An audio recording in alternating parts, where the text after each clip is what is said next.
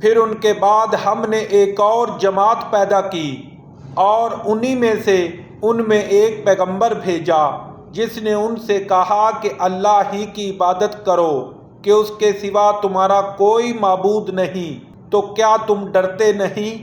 تو ان کی قوم کے سردار جو کافر تھے اور آخرت کے آنے کو جھوٹ سمجھتے تھے اور دنیا کی زندگی میں ہم نے ان کو آسودگی دے رکھی تھی، کہنے لگے کہ یہ تو تم ہی جیسا آدمی ہے، جس قسم کا کھانا تم کھاتے ہو اسی طرح کا یہ بھی کھاتا ہے، اور جو پانی تم پیتے ہو اسی قسم کا یہ بھی پیتا ہے، اور اگر تم نے اپنے ہی جیسے آدمی کا کہا مان لیا تو گھاٹے میں پڑ گئے۔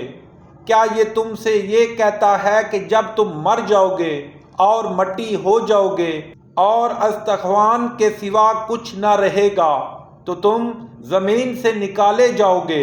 جس بات کا تم سے وعدہ کیا جاتا ہے بہت بعید اور بہت بعید ہے۔ زندگی تو یہی ہماری دنیا کی زندگی ہے کہ اسی میں ہم مرتے اور جیتے ہیں اور ہم پھر نہیں اٹھائے جائیں گے۔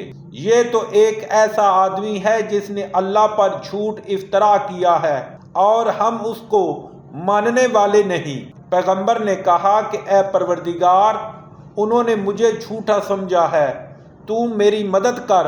فرمایا کہ یہ تھوڑے ہی عرصے میں پشیمان ہو کر رہ جائیں گے۔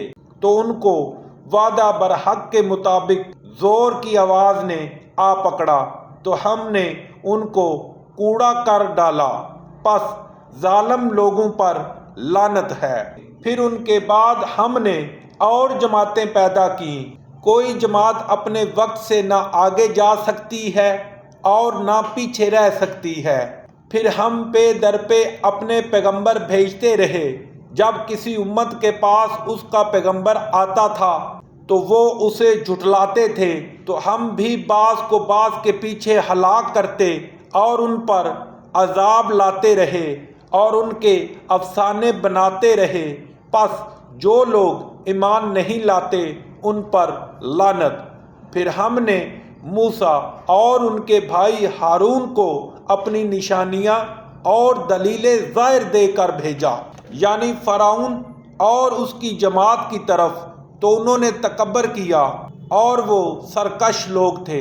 کہنے لگے کہ کیا ہم ان اپنے جیسے دو آدمیوں پر ایمان لے آئیں اور ان کی قوم کے لوگ ہمارے خدمتگار ہیں؟